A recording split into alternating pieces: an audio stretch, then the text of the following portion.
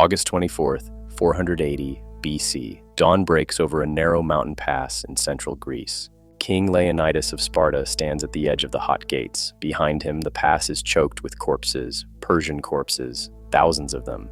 The smell is unbearable. He's been fighting for 3 days straight. His red cloak is black with dried blood. His bronze helmet has a crack running through it. His spear is broken. Around him, 60 Spartan warriors remain. 60 out of 300. They comb their long hair. They polish their armor. They prepare their weapons with careful, deliberate movements. They know what's coming. 5 miles away, on a hillside throne, the Persian Emperor Xerxes watches through the morning mist. He commands the largest army ever assembled in human history. Some say 2 million men. Modern historians estimate 300,000. It doesn't matter. The number is incomprehensible. For 3 days, this tiny force of Greeks has held the pass. For 3 days, the Persian war machine has shattered itself against Spartan shields. But last night, everything changed. A Greek traitor showed the Persians a hidden mountain path. Now Persian soldiers pour down from the hills behind the Spartan position. Leonidas is surrounded, trapped, doomed. He could retreat, he could save his men, he could live to fight another day. He stays. Because 50 miles south, the city of Athens is evacuating. 400,000 people fleeing to the island of Salamis. Women, children, the elderly. They need time. Time measured in hours, time purchased with Spartan blood. This is their story, how they chose their deaths, and how 72 hours of hell bought 2,000 years of history. But to understand why they stayed, we need to go back 4 months earlier, to the moment Sparta declared war on the largest empire on earth. Spring 480 BC. Persia is coming. Again.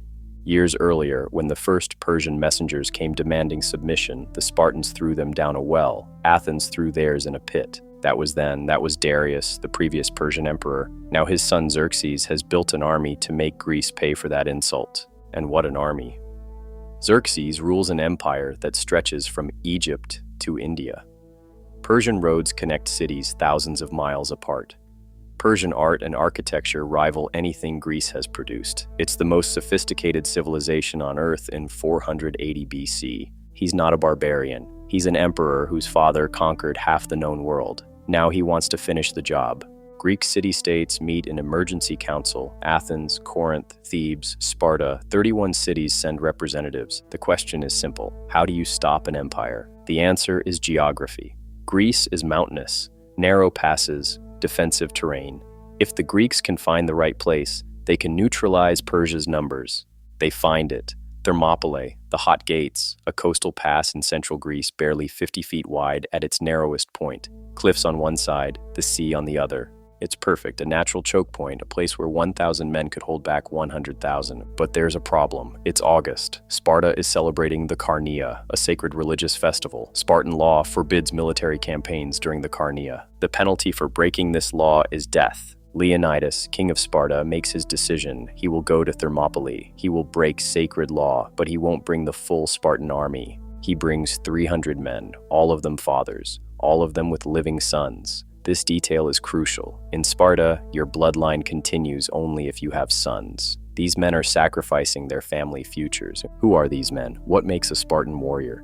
From age 7, Spartan boys leave home for military school. The Agagi, the most brutal training program in the ancient world. They're starved, beaten, forced to fight each other, sleep outside in winter, hunt and kill to survive. The weak don't make it. The final test is the Krypteia. At age 20, Spartan warriors are sent into the countryside to hunt and kill helots, Spartan slaves. This isn't training. This is state-sanctioned murder. This is how Sparta maintains control through terror. The men marching to Thermopylae aren't just warriors. They're products of systematic brutality. By age 20, a Spartan can march 50 miles in full armor, fight in perfect formation for hours, obey orders without question, die without complaint. They're not just soldiers, they're weapons, forged over 13 years of suffering. They march north in mid-August. Other Greek forces join them. 700 Thespians from the city of Thespia, 400 Thebans, soldiers from Phocis, Locris, Corinth. The total Greek force numbers somewhere between 5,000 and 7,000 men. August 17th. The Greek force arrives at Thermopylae. They immediately begin fortifying the pass, rebuilding an old defensive wall, positioning supplies, studying the terrain. Leonidas posts scouts on the mountain paths. There's a trail called the Anapeia. It winds through the mountains and comes out behind the Greek position. Leonidas knows about it. He stations Phocian Greeks to guard it. August 18th. Persian scouts appear on horseback. They study the Greek position from a distance. What they see confuses them. The Spartans are exercising, combing their long hair. Some are wrestling, others are practicing with their weapons. The scouts report back to Xerxes. Xerxes sends a message, "Surrender your weapons." Leonidas sends 2 words back, "Mal and Lab, come and take them." But Xerxes waits 4 days. 4 days for the Greeks to see his massive army and flee in terror. They don't flee. August 22nd, Xerxes gives the order. But he doesn't send his best troops first. He sends the expendables, troops from conquered territories, soldiers who aren't Persian. He's testing the Greeks, probing for weakness, and he's willing to spend thousands of lives just to learn. This isn't a battle. It's an experiment. The Persian army advances. The Battle of Thermopylae begins. The first wave hits at noon. Medes and Scythians, Persian subject troops from the eastern provinces, lightly armored, fast, aggressive. They charge into the narrow pass, thousands of them screaming, weapons raised. They hit the Spartan phalanx like water hitting a stone wall. The phalanx is 8 men deep, overlapping shields, spears protruding forward, a hedge of bronze and iron. When one man falls, another steps forward. The formation never breaks. The Persians can't flank them. The pass is too narrow. They can only attack from the front, and from the front, the Spartans are unbreakable. The fighting lasts for hours. Bodies pile up in the pass. The ground becomes slick with blood. By late afternoon, the Persian assault breaks. The survivors retreat. Xerxes sits on his throne and watches. He leaps from his seat 3 times during the fighting, each time thinking his men have broken through, each time wrong. His advisors give him the casualty count, thousands dead. The Greek line hasn't moved. Xerxes commits his elite troops, the Immortals, 10,000 warriors, the best fighters in the Persian Empire. They've never been defeated. The Immortals advance into the pass. They carry wicker shields. They fight with spears and bows. They're confident, professional. The Spartans rotate fresh troops to the front. They fight in relays. Every man gets rest. The Persians just keep pouring men into the killing zone. The Immortals fare worse than the Medes. Their wicker shields shatter against Spartan iron. Their shorter spears can't reach past the Greek phalanx. By nightfall, the Immortals withdraw, defeated. The pass is clogged with their dead. That night, Xerxes sits in his command tent. His generals stand in silence. They've just watched the Immortals fail, the invincible troops, beaten by Greeks 1/10 their number. Xerxes thinks about his father, Darius the Great, conqueror of nations. What would Darius do? He thinks about the Greek messengers, the insult that started this war. Was it worth this? Thousands dead for revenge. But he can't retreat. Not now. The entire empire is watching. His legitimacy depends on conquest. His father expanded the empire. Xerxes must do the same. To turn back would be more humiliating than this stalemate. So he'll keep sending men into that pass until the Greeks break, or until every Persian is dead, or until someone finds another way through. There's no fourth option. Not anymore. He's committed. The emperor who commands millions is trapped by a 50-foot wide pass and 300 Spartans who won't move. Day 2, August 23rd. A second day brings the same result. Xerxes tries everything. Cavalry charges fail on the narrow ground. Men sent to climb the cliffs are picked off by Greek arrows. His fleet can't land troops behind the Greek position. The water is too shallow. During the fighting, a Persian soldier warns the Spartans that their arrows will blot out the sun. A Spartan warrior named Dionysus laughs. "Good," he says, "then we'll fight in the shade." The Spartans implement a tactic. They pretend to retreat. The Persians chase them. Then the Spartans turn and attack. The Persians, thinking they're winning, break formation. The Spartans cut them down. It works repeatedly. By the second nightfall, Xerxes is desperate. 2 full days, thousands dead. The Greeks still hold the pass. That night, a Greek man approaches the Persian camp. His name is Ephialtes. He's from the local area. Malis. Ephialtes has information. There's a mountain path, the Anopeia Trail. It goes around the Greek position. It comes out behind them. He guides Persian forces up the mountain path that very night. The path is guarded by 1,000 Phocian Greeks. But when they hear the Persians coming through the darkness, they retreat to high ground. They don't fight. They just watch as thousands of Persian soldiers march past them. Before dawn, a runner reaches Leonidas. The Persians have found the path. They're coming around behind you. You're about to be surrounded. Leonidas calls an emergency council. The other Greek commanders gather. They debate. Some panic. The situation is clear: stay and die, or retreat and live. Most of the allied forces choose life. Leonidas dismisses them. No shame, no blame. They march south during the night. But the Spartans stay. All 300. 700 Thespians under their commander, Thermopylae, refuse to abandon the Spartans. They choose death alongside them.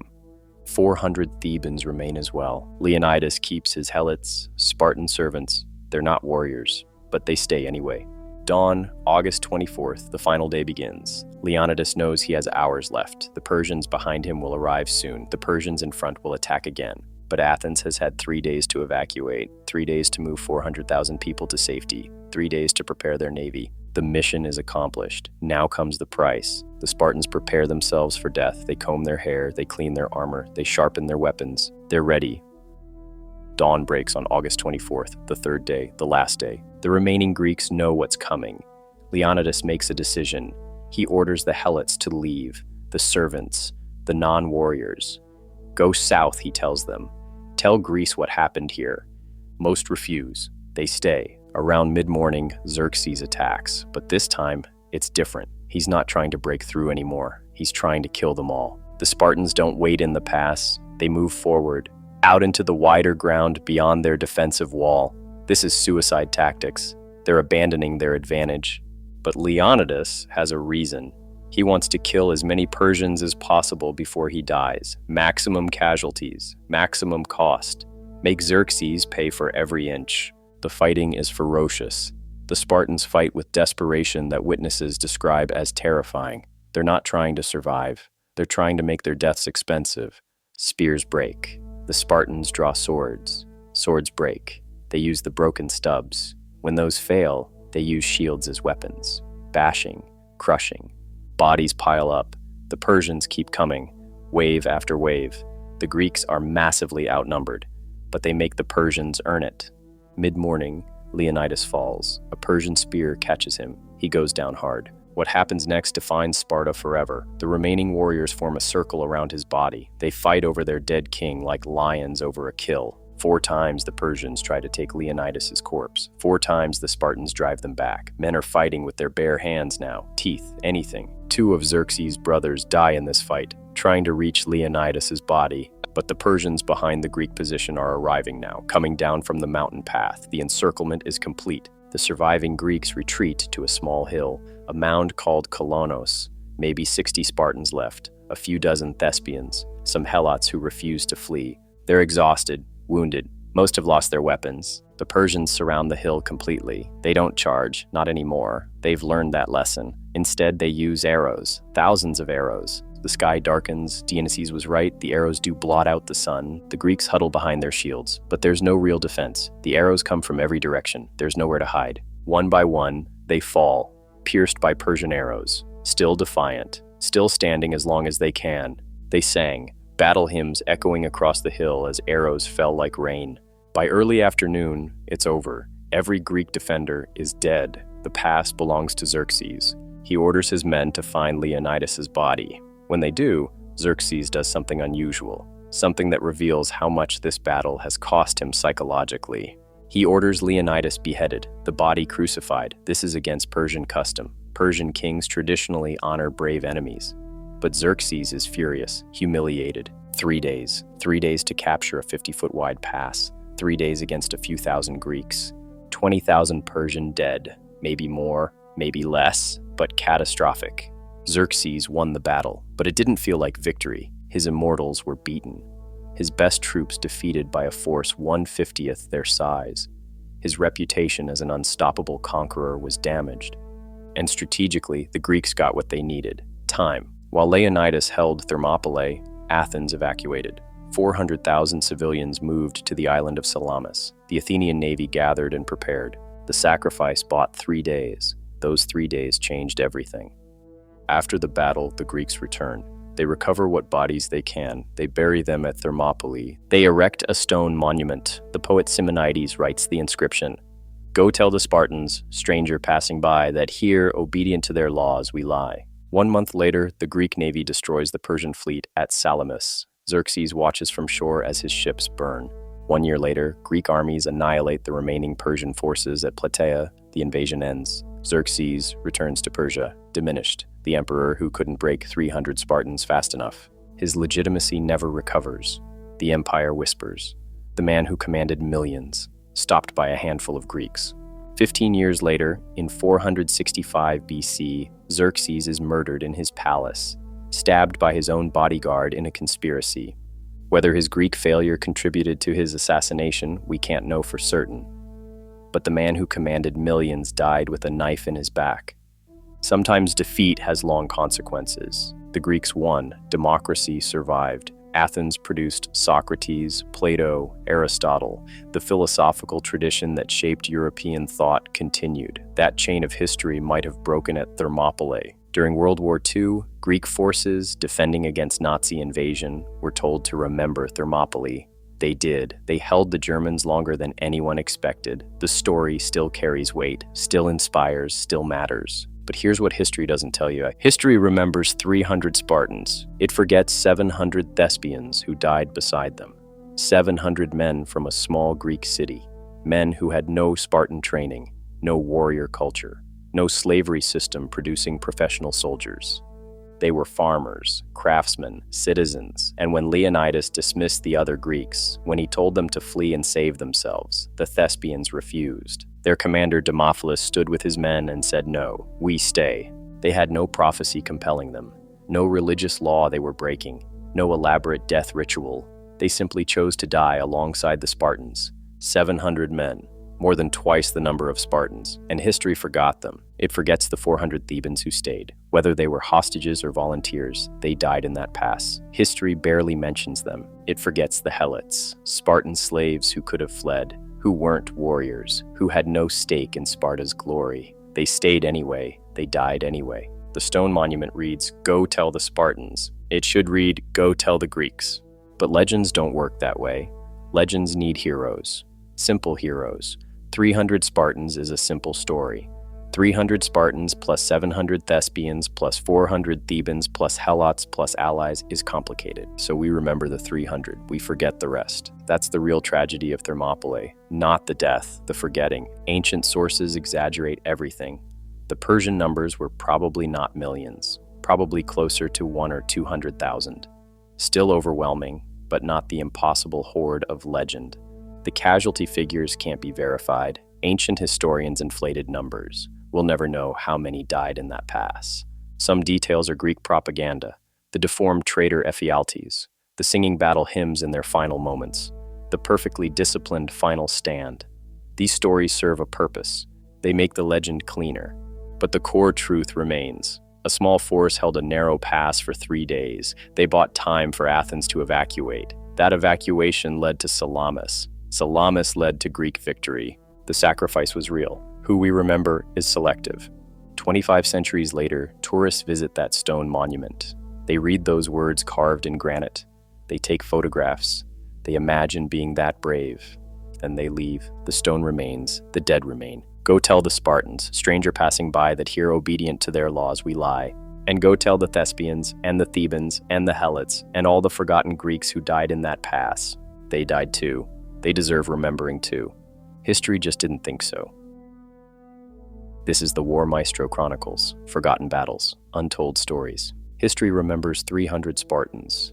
We remember the 700 Thespians who died beside them. If you want more stories that challenge what you thought you knew, subscribe. Your support keeps the forgotten from staying forgotten. Thanks for watching.